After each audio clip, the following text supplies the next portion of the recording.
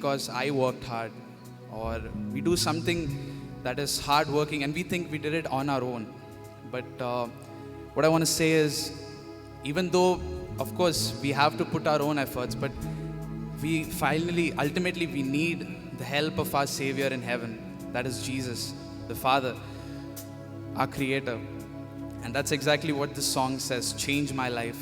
The one who made the sun rises can also help me in everything. We really need His help. Please join us in singing the song.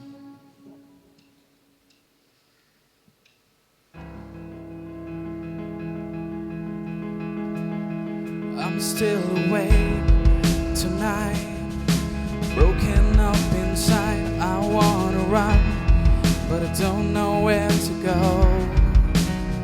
Calling your name through the pain. Would you turn your face to me? I wanna cry, but I don't know where to go. If you can make the sun burn through the night, if you can make the dead man come alive, if you can make the oceans all run dry, then I know you can change my life. I know you can change my life. I wanna know who you are, that you can fix my heart, and I don't have to run anymore. Open my eyes, let me see, give me hope and set me free. 'Cause I don't wanna live the way I was before. If you can make the sun burn through the night, if you can make the dead man come alive, if you can make the oceans all run dry, then I know you can change my life. I know you can change my life. Give me something to believe in, something worth fighting for,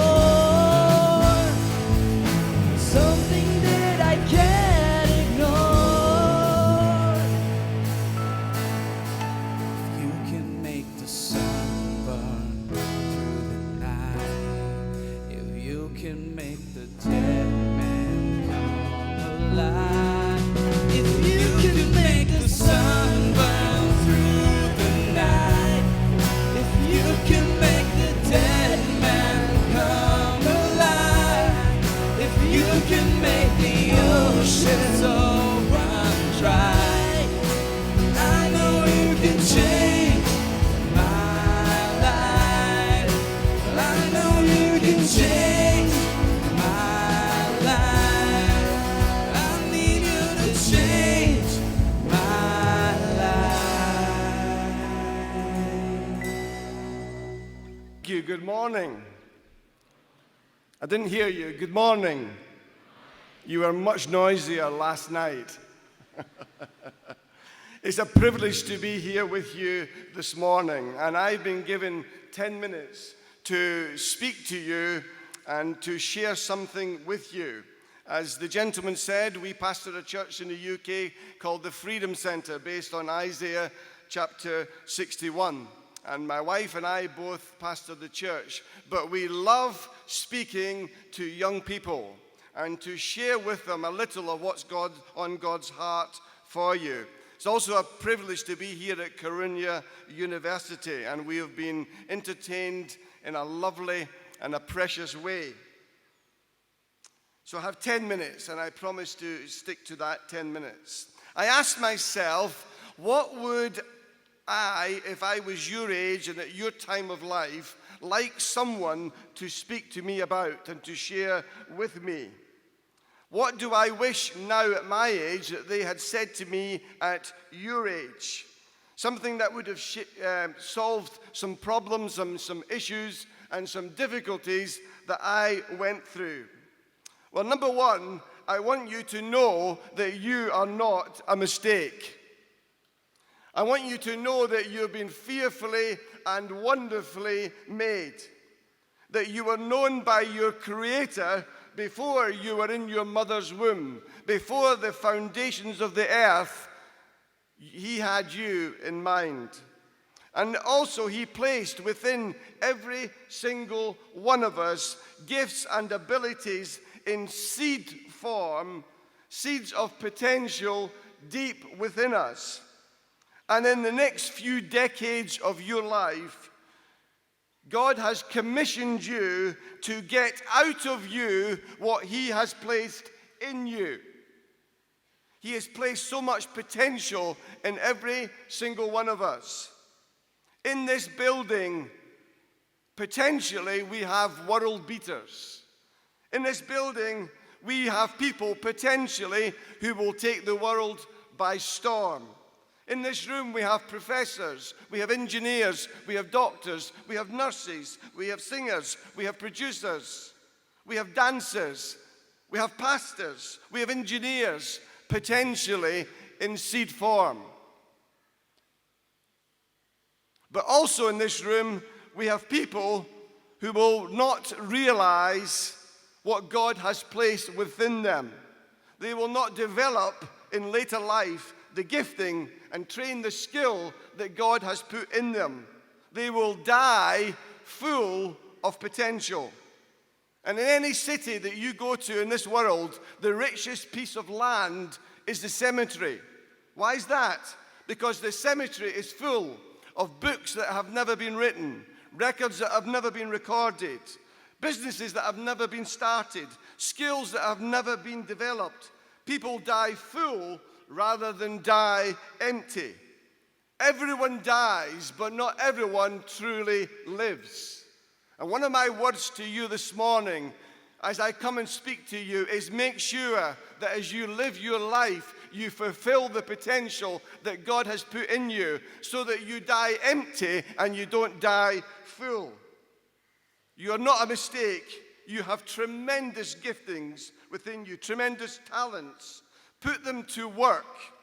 Pay the price now at the front end of your life and reap the rewards later in your life.